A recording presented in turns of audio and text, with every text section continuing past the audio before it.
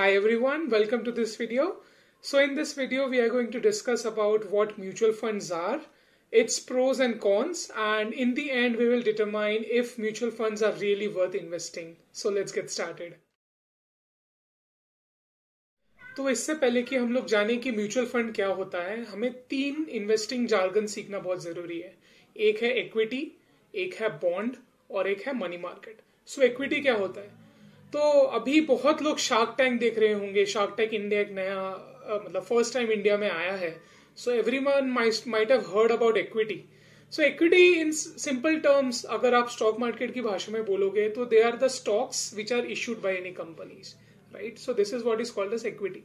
Number second is bond.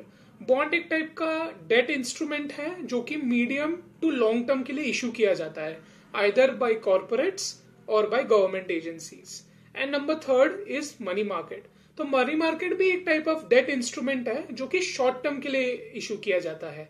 तो like आपका जैसे लिक्विड फंड्स हो गए या फिर आपके short ultra short duration funds हो गए, तो these are called as money market instruments.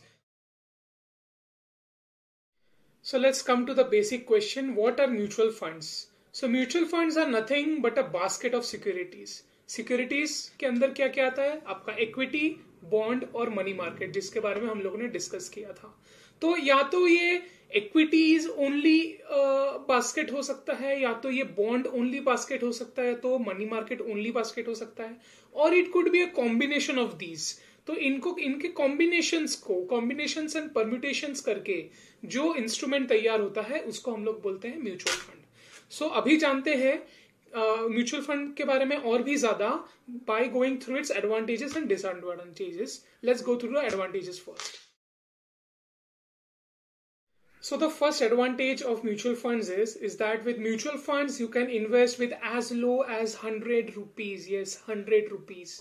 So suppose you are an individual and you want to buy India's top 20 biggest companies like Reliance हो गया, आपका TCS हो गया, या HDFC बैंक हो गया। तो अगर आप हिसाब लगाओगे कि इसको खरीदने के लिए मुझे कितने पैसे लगेंगे, तो आपको ऑलमोस्ट 30 to 40,000 रुपीज जितना लग सकता है इंडिया की 20 बिगेस्ट कंपनीज खरीदने के लिए एज एन इंडिविजुअल स्टॉक्स, और वो भी एक स्टॉक आएगा ईच कंपनी का। तो if I am a student और मैंने नया नौकरी ज्वाइन किया है, या फिर मैं जस्ट इन्वेस्टिंग बिगिन कर रहा हूं, मुझे इन्वेस्टिंग के बारे में ज्यादा पता नहीं और मैं जस्ट अपना पहला स्टेप रख रहा हूं, तो at that point of time 30 to 40,000 एक बार में इन्वेस्ट कर देना मेरे पास नहीं हो सकता है। Maybe I just have maybe 500 rupees to invest. तो इन दैट केस इक्विटी का एलोकेशन क्या ले, तो तब आता है आपका म्यूचुअल फंड। तो म्यूचुअल फंड के थ्रू आप 100 रुपए, किसी म्यूचुअल फंड के लिए 100 रुपए एक मिनिमम अमाउंट होता है, कोई म्यूचुअल फंड के लिए 500 रुपए एक मिनिमम अमाउंट होता है, लेकिन इसके थ्रू आप इक्विटी का एलोकेशन ले सकते हो। So the second advantage of mutual fund is professional money management. So it might happen कि समझ लो आप नए हो मार्केट में, आपको मार्केट की ज्यादा खबर नहीं है, ज्यादा नॉलेज नहीं है, आपको पता नहीं है कि कंपनी कैसे चूज करते हैं, कैसे एक कंपनी का रिसर्च किया जाता है, क्या पैरामीटर्स है जिसके बेसिस पे आप कोई कंपनी को चूज करके फिर उस कंपनी में इन्वेस्ट करोगे। May be you don't have that knowledge, और या ये ऐसा हो सकता है कि आपके पास टाइम ही नहीं हो, आप एक बिजनेस पर्सन हो या आप एक बहुत एम्बिशियस प्रोफेशनल हो जिसको आपको सिर्फ अपने नौकरी पे ध्यान देना है, बट आपको अपना पैसा भी रखना है, you want to invest your money to in equities. तो in that case professional money management is one of the biggest advantage provided by mutual funds. तो ये प्रोफेशनल मनी मैनेजमेंट के साथ जो एक सिनोनिमस एडवांटेज है वो है कन्वीनियंस। सो आपका पैसा कोई फंड मैनेजर जिसका फुल टाइम जॉब है रिसर्च करना और ठीक जगह पे पैसे लगाना, वो आपका पैसा लेके ठीक जो स्टॉक्स है वो रिसर्च करके ढूंढ के लेके आके आपका पैसा उसमें डिप्लॉय कर रहा है। सो this is also a good advantage of mutual funds. So the third and one of the biggest advantages of mutual fund is dividend reinvestment. तो dividend reinvestment को हम लोग दो पार्ट में समझते हैं। Number one is growth and number second is tax efficiency. So पहले growth के बारे में डिस्कस करते हैं। तो आप लोगों ने वॉरेन बफे का नाम सुना होगा, is one of the biggest investors of all time. तो वॉरेन बफे ने 1988-1989 के टाइम पे कोका कोला के स्टॉक्स खरीदे थे। तो till 2021 it has been 33 years that he has been holding Coca-Cola. तो as a compounded annual rate, मतलब हर साल उनका पैसा कितना ग्रो किया है आप उतना अगर कैलकुलेट करोगे तो उसका रेट आता है 9.7%, यानी कि हर साल 9.7% से उनका पैसा बढ़ा है, अगर आप डिविडेंड री इन्वेस्टमेंट कंसिडर नहीं करते हो तो। बट अगर आप ये कंसिडर करो कि वॉरेन बफे को जो डिविडेंड मिला था कोका कोला से, उन्होंने अगर वो सेम डिविडेंड उस सेम स्टॉक में अगर लगा दिया होता तो क्या होता? तो इन दैट केस 33 इयर्स में जो रेट ऑफ रिटर्न बनता वो बनता 16.25%, विच इज ऑलमोस्ट डबल। सो इससे आपको समझ में आता है कि डिविडेंड री इन्वेस्टमेंट कितना की है, एक कितना की कंपोनेंट है अगर आपको अपना पैसा लॉन्ग टर्म में बहुत बड़ा बनाना है तो दिस इज द लिमिटेशन जो मैं स्टॉक्स के साथ देखता हूं। अगर आप कोई एक स्टॉक खरीदते हो, अगर किसी कंपनी ने साल में 4 बार डिविडेंड अनाउंसमेंट किया, कितने बार होगा कि आप वो सेम डिविडेंड ले आके उस सेम कंपनी का स्टॉक खरीदोगे? और कितने बार तो आप खरीद ही नहीं पाओगे। कोई कोई स्टॉक समझ लो, आप रिलायंस का स्टॉक पकड़ लो, वो 2500 के आसपास ट्रेड कर रहा है और उसका डिविडेंड आता है 30-40 रुपए पर शेयर। तो अब एक डिविडेंड के पैसे से आप एक स्टॉक तो नहीं खरीद सकते। सो दिस इज द फंडा। जो म्यूचुअल फंड है, आप अगर growth oriented mutual fund choose करते हो तो वो जो डिविडेंड मिलता है उसके जो कंसिस्टिंग जो स्टॉक्स है उसमें से जो डिविडेंड्स आता है उस म्यूचुअल फंड को, वो री इन्वेस्ट हो जाता है और आपको नए यूनिट्स एलोकेट होते हैं। So this is one of the biggest powers of mutual funds. So जो सेकेंड पार्ट है डिविडेंड री इन्वेस्टमेंट के एडवांटेज का, वो हमने बोला था है टैक्स एफिशिएंसी। तो कैसे टैक्स एफिशिएंट है डिविडेंड री इन्वेस्टमेंट का एडवांटेज? सो जब भी आपको इस शेयर खरीदते हो और उससे आपको जो डिविडेंड आता है वो डिविडेंड आपके डायरेक्ट इनकम में ऐड हो जाता है। तो इसके वजह से क्या होता है, आपका जो टैक्स का स्लैब है उसके हिसाब से आपको टैक्स भरना पड़ता है।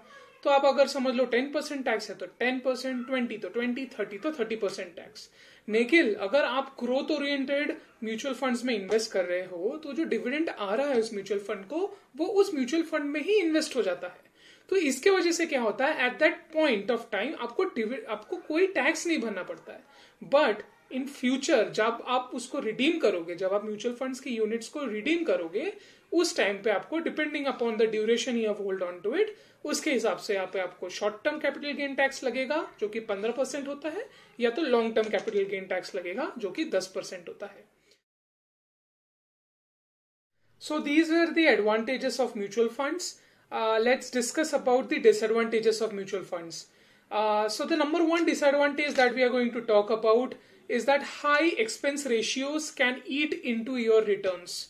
तो expense ratios क्या होता है? Expense ratio is nothing but a charge or a fee that you pay to the mutual fund in return for the professional money management service and the convenience that it offers.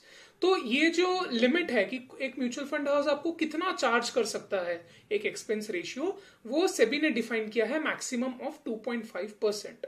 But depending upon the fund house, depending upon the mutual fund, it can vary. So this is one of the key components जो कि हम लोगों को देखना चाहिए when choosing a mutual fund to invest in. So the second disadvantage of mutual fund is over diversification.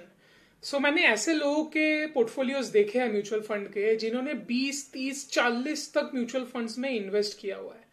तो Warren Buffett का वो कोट है ना कि don't put your all eggs in one basket, तो इन लोगों ने शायद से थोड़ा ज्यादा ही सीरियसली ले लिया इस बात को। बट ये वॉरेन बफे के कोट में एक टर्म्स एंड कंडीशन होना चाहिए which should state that don't put so many eggs in so many baskets that you don't know which egg has gotten रॉटन। कौन सा एक सड़ गया है, कौन सा आपका इन्वेस्टमेंट है जो कि ठीक से परफॉर्म नहीं कर रहा है, वो आपको समझ में ही ना आए। और ये ओवर डाइवर्सिफिकेशन की वजह से क्या होता है कि आपका जो रिटर्न है इसमें इंपैक्ट होता है। Because what happens is when you buy multiple mutual funds, each mutual fund invest in multiple stocks, तो इफेक्टिवली क्या होता है कि you are buying the entire stock market. तो आप पूरे स्टॉक मार्केट का जो मूवमेंट है उसको काइंड ऑफ ट्रैक कर रहे हो, जो कि आपका बहुत नॉमिनल हो सकता है। तो अगर आपको स्टॉक मार्केट का मूवमेंट ही ट्रैक करना है तो क्यों एक्टिवली मैनेज सर्विसेज में जाए, क्यों एक्सपेंस रेशियो भरे इतना ज्यादा। So that's why over diversification is a problem. So ये ओवर डाइवर्सिफिकेशन से बचने के लिए ये बहुत जरूरी है कि आप एक अच्छे से रिसर्च करके एक म्यूचुअल फंड चूज कीजिए जो कि आपके स्टाइल को मैच करे और आपके इन्वेस्टमेंट बिहेवियर को मैच करे, और आप उसी म्यूचुअल फंड पे लगे रहिए। You keep on investing regularly in the mutual fund, so that आपको एक लॉन्ग पीरियड ऑफ टाइम के बाद एक सब्सटैंशियल वेल्थ क्रिएट हो आपके लिए। सो जो थर्ड डिसएडवांटेज है म्यूचुअल फंड्स का, वो है स्पॉइल्ड फॉर चॉइस। तो अभी इतने टाइप्स ऑफ म्यूचुअल फंड्स है और इतने कैटेगरीज ऑफ म्यूचुअल फंड्स है कि उसमें डिसाइड करना बहुत मुश्किल हो जाता है। और ये चॉइसेस की वजह से क्या होता है ना, आपका दिमाग आपके साथ गेम्स खेलना चालू कर देता है। आप शॉर्ट टर्म परफॉर्मेंस के हिसाब से किसी म्यूचुअल फंड को जज कर देते हो। तो इसके वजह से क्या होता है, जो आपका कंपाउंडिंग है, जो आपका मेन एसेंस है वेल्थ क्रिएशन के लिए, उस पर इफेक्ट होता है। सो ऑल इन ऑल, अगर आप एक लॉन्ग टर्म इन्वेस्टर हो and irrespective of the fact कि आपको इक्विटी इन्वेस्टमेंट आती है कि नहीं, आपको रिसर्च करना आता है कि नहीं, इन माई ओपिनियन म्यूचुअल फंड्स में हर किसी का एलोकेशन रहना चाहिए, but in a systematic manner, that is in a form of SIPs। तो इसके वजह से क्या होगा, इन द लॉन्ग रन आपका पैसा इमेंसली कंपाउंड होगा, आपका वेल्थ बहुत अच्छे से क्रिएट होगा और आप आपके फाइनेंशियल गोल्स को मीट कर पाओगे। So this is it for the video guys, I hope you liked it. अगर आपको कोई सजेशंस होंगे या if you want to know something else about investing, please मुझे कमेंट सेक्शन में जरूर बताइएगा। See you next time, bye.